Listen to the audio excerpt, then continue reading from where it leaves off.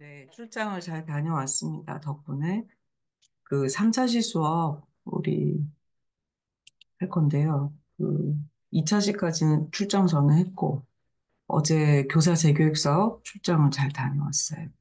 그리고 3차시 지금 짬이 나가지고, 어, 수업을 촬영을 하려고요. 그런데, 음, 지금 요 사업을 준비하고 있는 거죠, 제가. 대학원 국제개발협력 전문인력 양성 사업. 우리 국제개발 협력에 전문 인력이 많이 모자란다고 했잖아요. 작년에 이 사업이 떨어졌어요. 근데 떨어진 이유가 뭘까 보니까 그 해외 현장 실습을 대응 자금으로 가야 되는 거예요. 근데 우리가 대응 자금이 없잖아. 가난하잖아. 그래서 최소한의 대응 자금만 넣으니까 해외를 현장을 못 가잖아요. 근데 올해 아마 그런 학교가 좀 많지 않았을까 싶어요. 그래서 올해 보면은 우리가 여기 이제 자유주제로 낼 거란 말이야. 예? 그 국제개발 협력의 전문 인력 중에 제일 많이 모자라는 분야가 여긴가 봐요. M&E, 관리하고 평가하고, 그리고 농업. 내 주변에도 별로 농업하는 사람 없어요. 그 다음에 자유주제는 여러 가지 SDG 주제 17가지나 있잖아요. 그 중에서 우리는 교육을 내려고.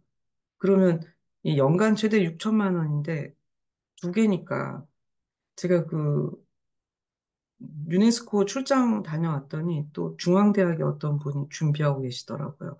거기는 인권인가? 아, 보건인가 모르겠어요. 하여튼, 우리 라이벌이네, 막 그랬어요. 올해 좀 잘 써가지고 되면 좋겠어요.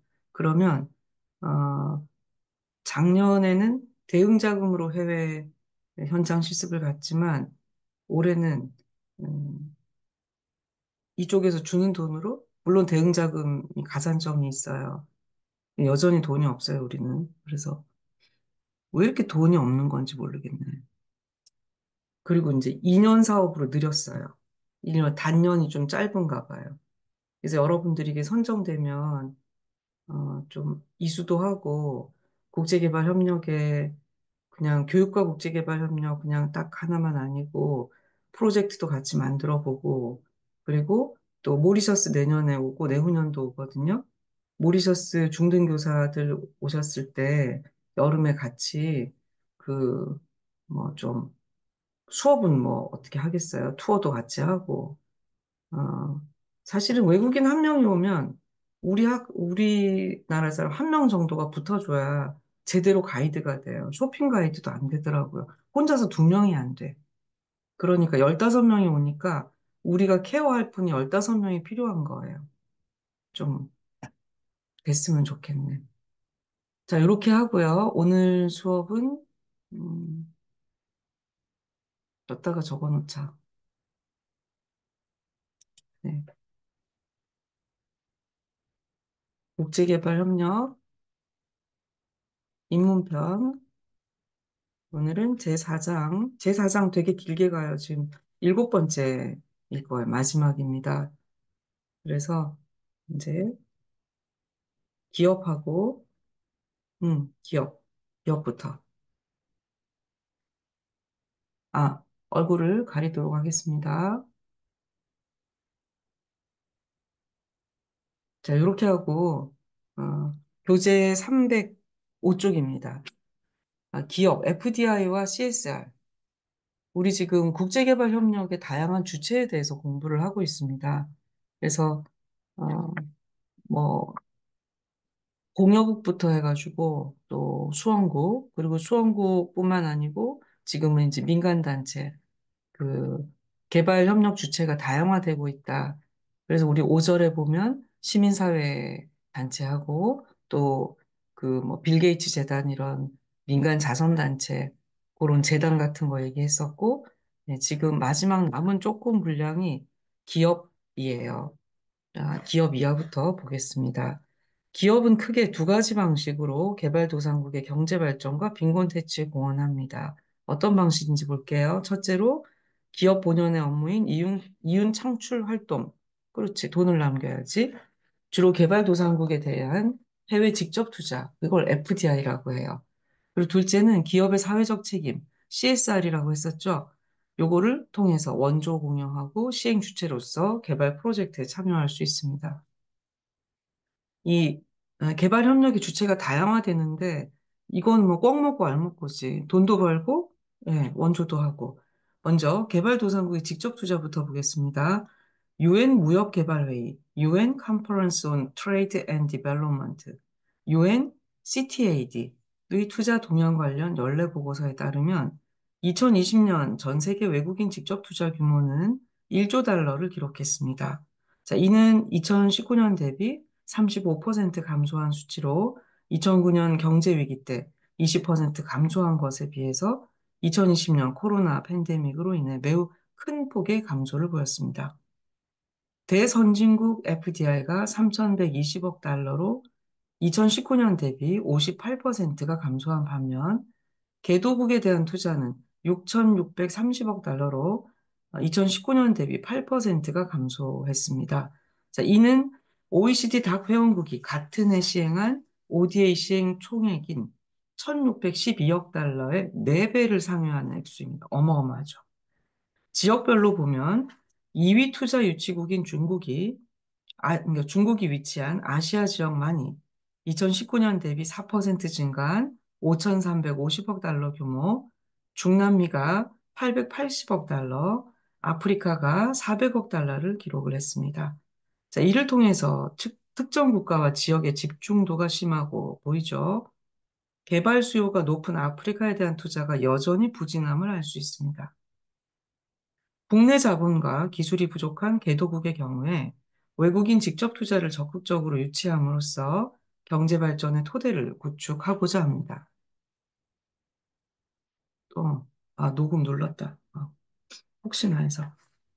FDI는 세 가지 경로를 통해서 개발도상국의 발전을 기여합니다. 첫째가 기술 이전의 창구 역할을 함으로써 개발도상국의 기술 수준을 향상시킵니다.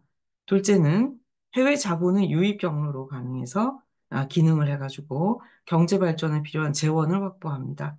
세 번째가 노동이 풍부한 개발도상국의 잉여 노동력을 소화하는 고용 창출의 효과를 가져올 수 있습니다. 이와 같은 이유로 80년대 이후 개발도상국은 FDI에 대한 부정적인 인식을 떨쳐버리고 투자 기업에 대한 다양한 인센티브를 제공하는 등의 FDI 유치 활동에 박차를 가하고 있습니다.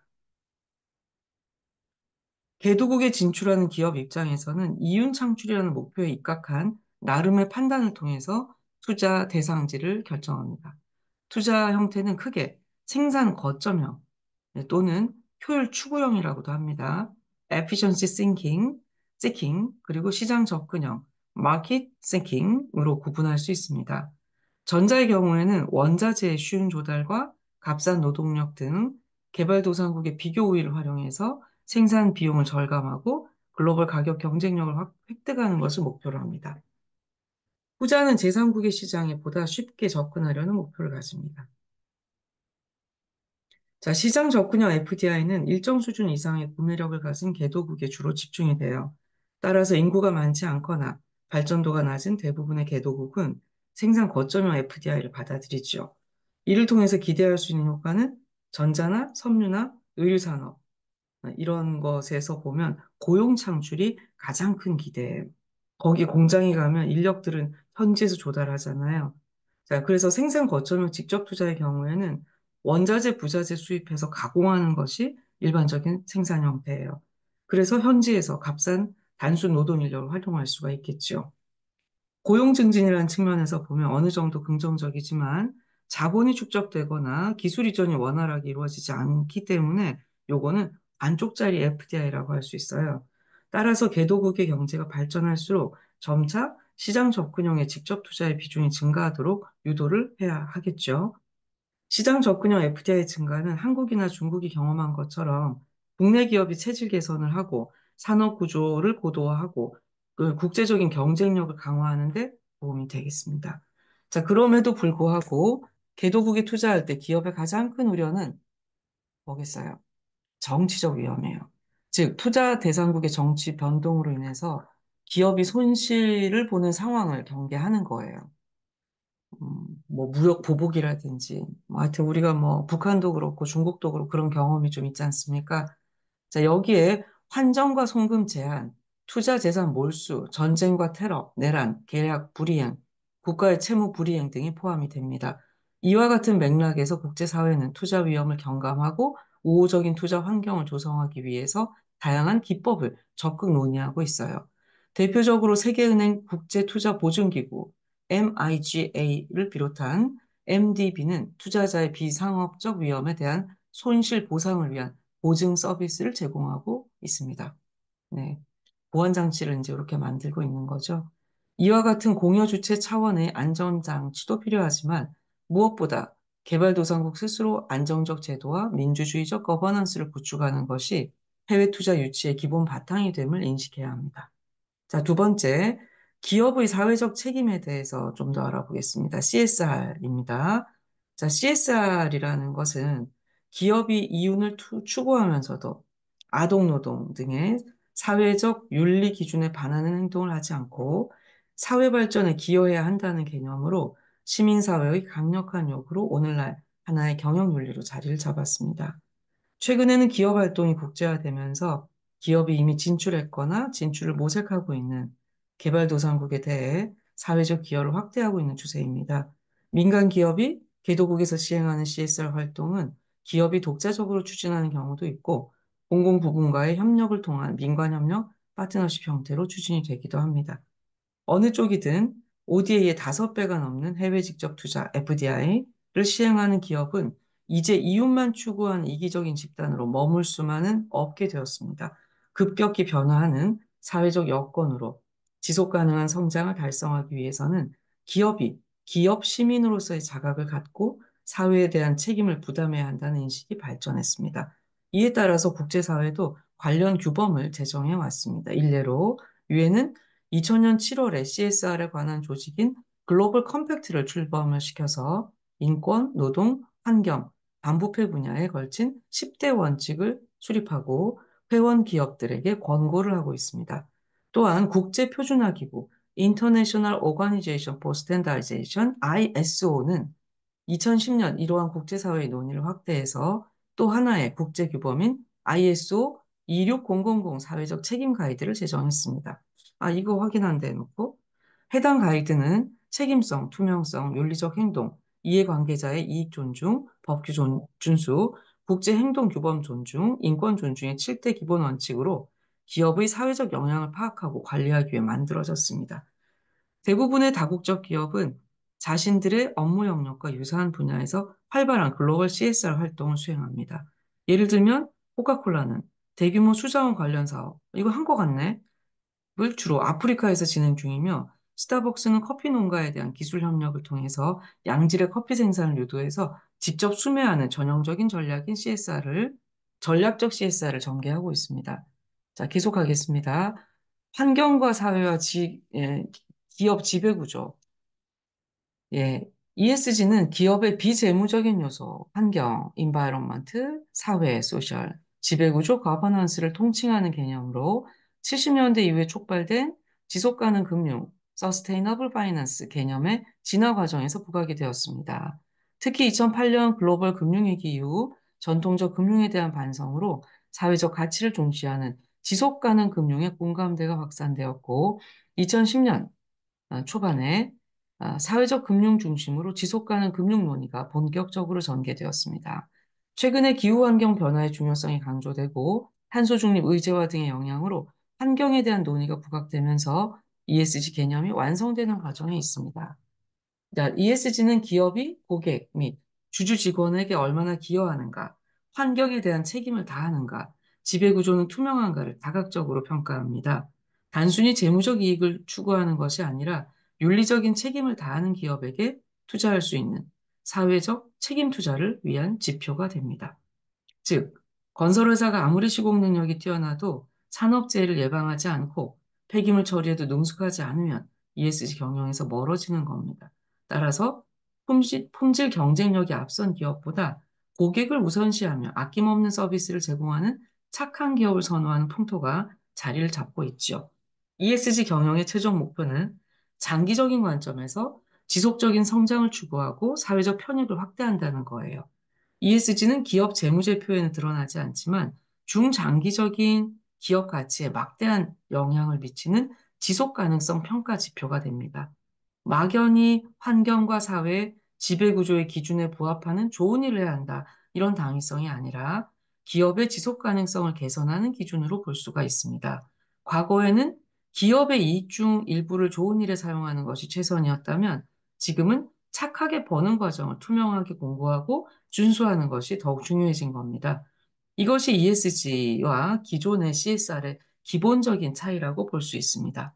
그래서 ESG 구성 요소와 핵심 키워드를 표 4-4를 보면 환경은 핵심 키워드가 기후변화 대응, 탄소 배출 저감, 자원 절약, 재활용 촉진, 청정 기술 개발 이거고요. 사회는 노동 환경 개선, 사회적 약자 보호, 인권 존중, 고용 평등과 다양성 지향 이거고요.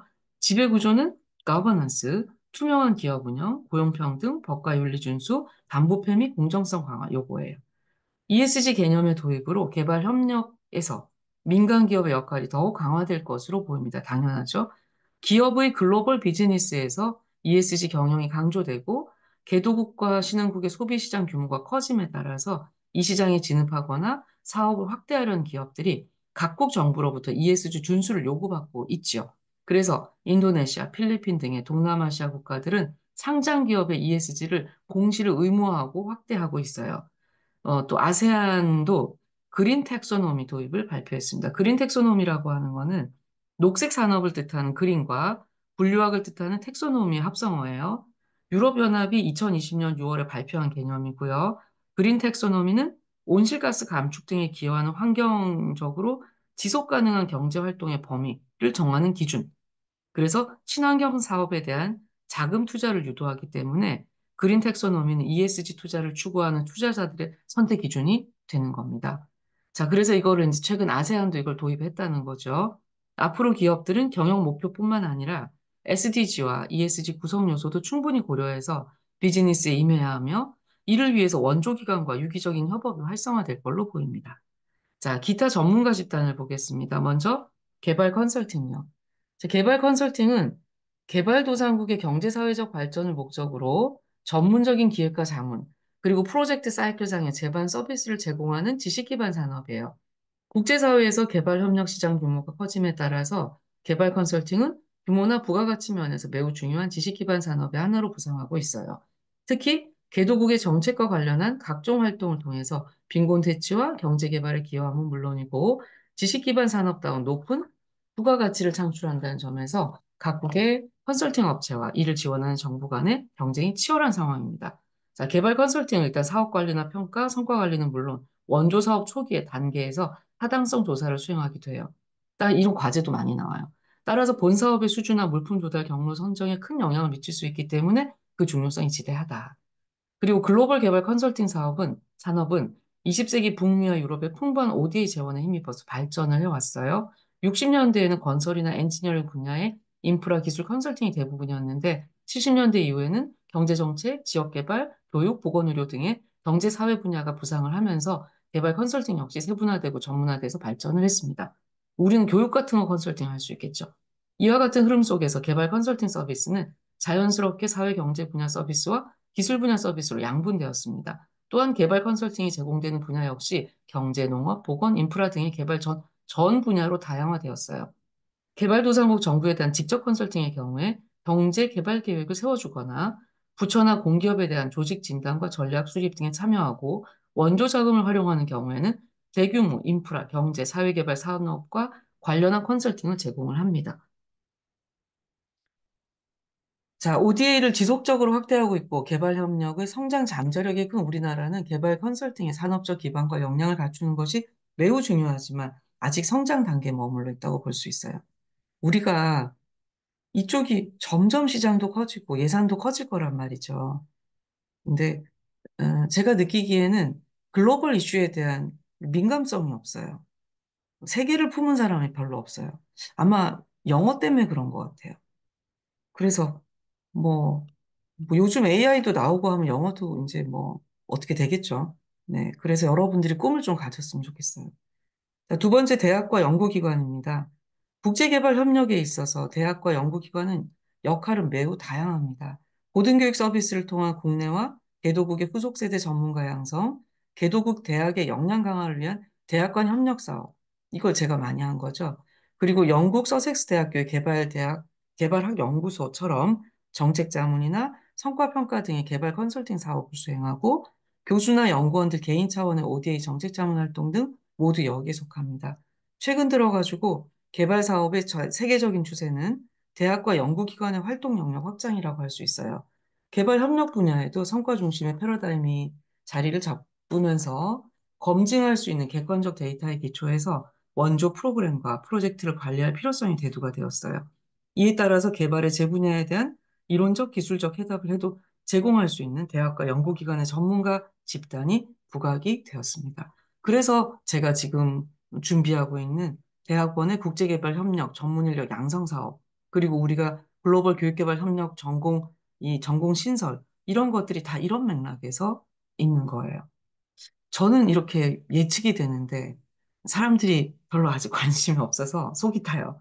자, 이와 같은 새로운 조류는 미국의 USAID 있죠. 2012년 고등교육 솔루션 네트워크, The Higher Education Solutions Network에서 HESN 프로그램을 출범시키면서부터 관측되기 시작했습니다. 처음 5년간 총 1억 3천만 달러의 대규모 예산이 투입된 HESN의 기본 목표는 대학의 연구 역량을 활용해서 개도국의 도전 과제에 대한 기술적 해결을 도모하는 겁니다.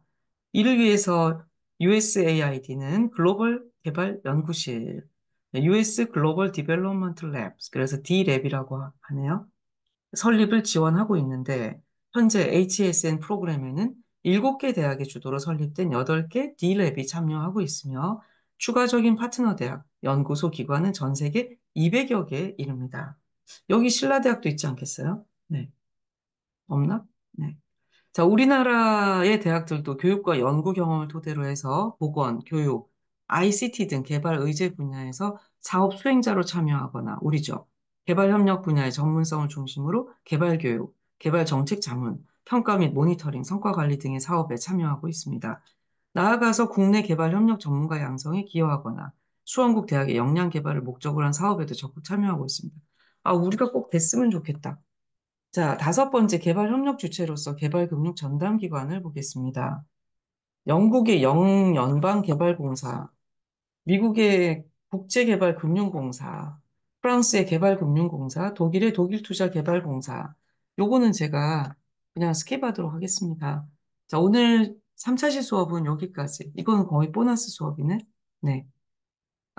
자, 오늘도 화이팅 하시고, 자, 오늘 수업 여기서 마치겠습니다.